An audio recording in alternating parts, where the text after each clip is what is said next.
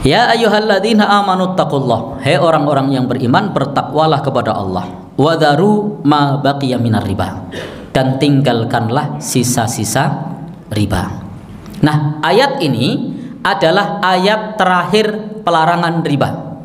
Karena ayat larangan riba itu turun dalam 4 tahap. Jadi ayat pelarangan riba itu turun dalam 4 tahap. Ayat yang pertama yang melarang riba itu belum menjelaskan kepada kita bahwa riba itu dilarang. Jadi ayat yang pertama yang menjelaskan riba itu belum menjelaskan bahwasanya riba itu dilarang. Allah menjelaskan wa ma ataitum min riba liyarbu fi amwalin nas fala yarbu indallah. Jadi Al-Qur'an untuk pertama kali masih menjelaskan bahwasannya riba pada harta manusia, riba itu artinya berkembang, pembungaan pada harta manusia itu tidak berkembang di sisi Allah. Dan apa yang kalian berikan berupa zakat, wa ma ataitum min zakatin turiduna wajhallah, adapun zakat yang kau maksudkan untuk mencari ridha Allah, maka itulah yang berlipat ganda. Jadi Allah memberikan perbandingan antara sedekah dengan riba. Ini ada di surah Ar-Rum. Ayatnya berapa saya tidak hafal nomornya. Kalau tidak salah 36 atau berapa. Nanti silahkan dicek. Bisa atasnya bisa bawahnya kalau tidak pas. Baru kemudian tahap yang kedua. Tahap yang kedua Allah firmankan, "Fabidzulmim minalladzina hadu harramna 'alaihim thayyibat wa hillat lahum wa bisaddihim an sabilillahi katsira wa akhdhihimur riba wa qad nuhu anhu." Jadi di ayat ini yang tahap kedua ini menjelaskan bahwasanya orang-orang Yahudi itu dilaknat karena mereka memakan harta riba. Jadi belum mengatakan kamu dilarang, tapi menceritakan orang lain dilarang.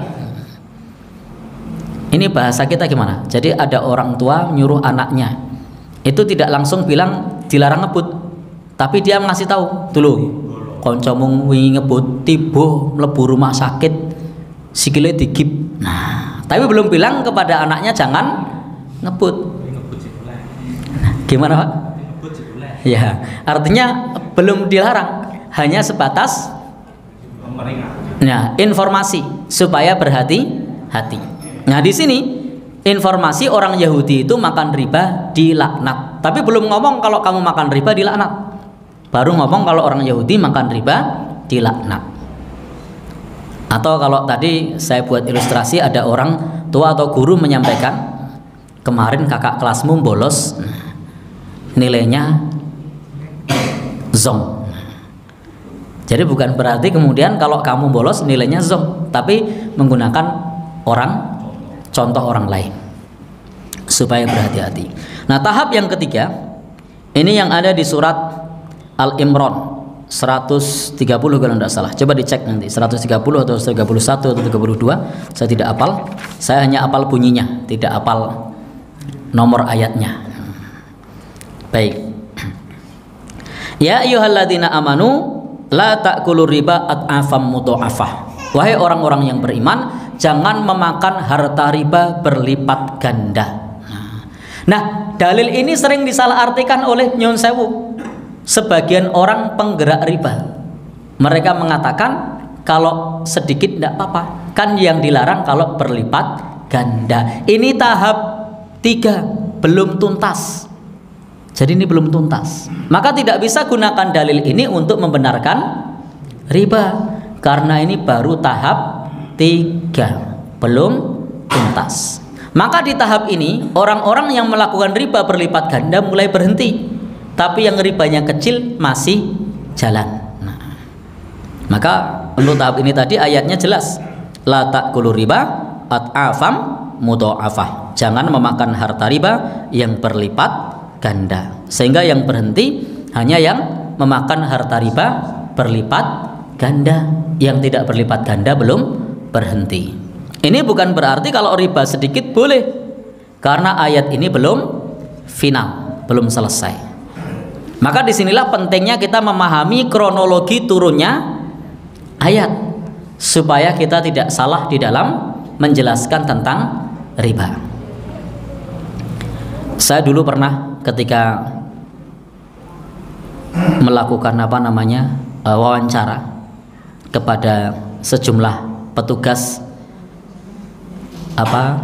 yang keliling pasar itu, yang tukang tagih. Itu saya tanya, lo ada bunganya mas? Kan bunganya sedikit, yang dilarang kalau yang banyak. Wih lah. Jadi mau sedikit mau banyak, kalau pembungaan uang itu dilarang. Nah, kalau mengambil keuntungan dari jual beli itu boleh banyak. Jadi beda. Kalau utang piutang itu kullu qardin jarra manfaatan fahuwa riba. Setiap pinjaman si pemberi pinjaman mengambil untung, maka untungnya adalah riba.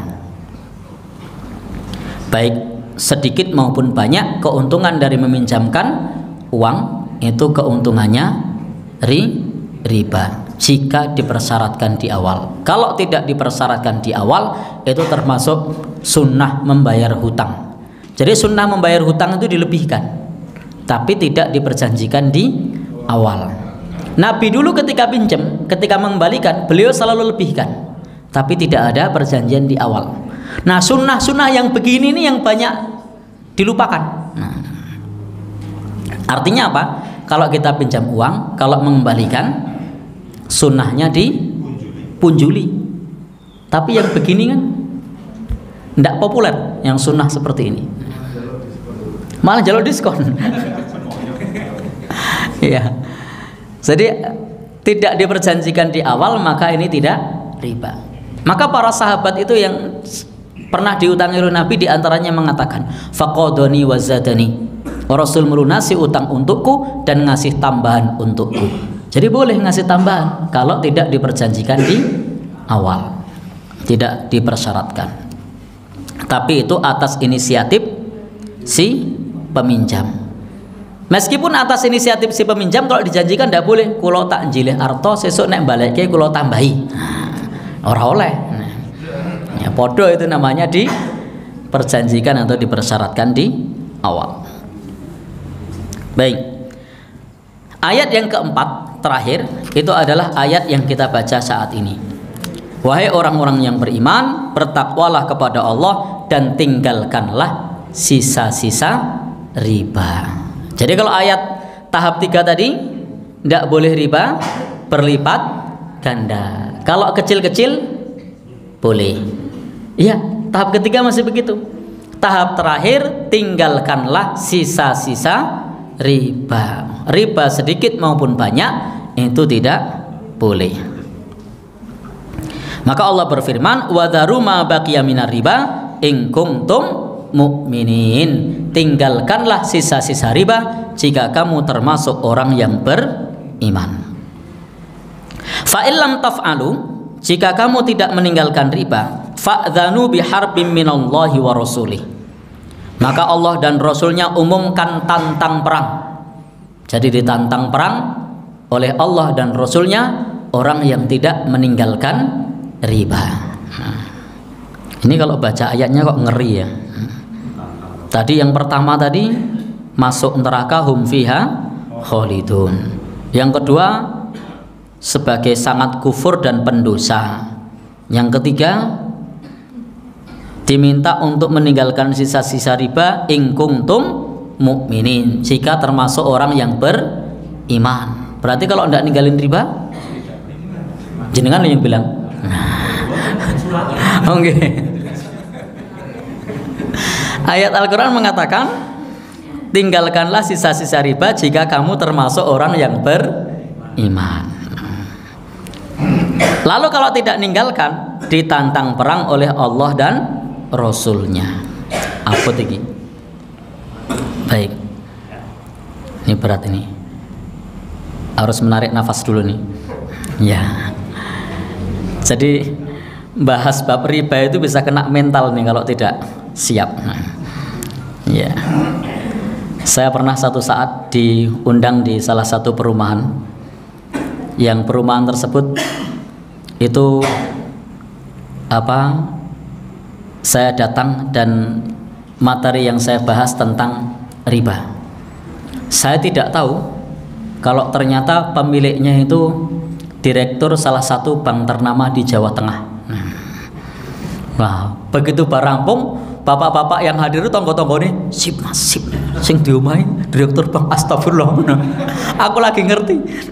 Jadi saya tidak tahu. Wis kebaca rampung, wis plong itu. Tonggo-tonggo ini ya plong. Baik. Jadi pas wongnya mlebu, sip. Yang punya rumah itu direktur salah satu bank ternama di Jawa Tengah. Baik. Saya pribadi ya kaget loh. Ya wis lah, wis kebacut. Baik.